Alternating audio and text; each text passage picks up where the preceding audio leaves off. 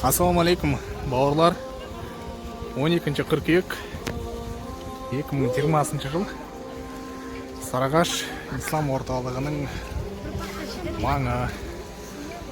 Аллаға шүкір, бұл орталықты қаншама адамдар көріп, көзайым болып жатыр.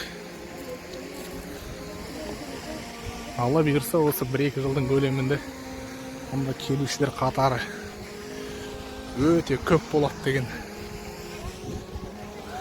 сенім бар.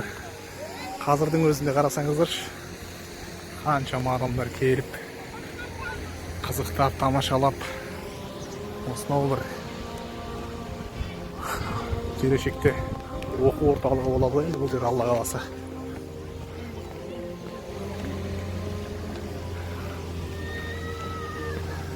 Бұрындары сол Абдуғаппар аға, Абдужаппар ағалар айтса, осындай жер салынады деген кезде қаншама халық сенбеді ғой.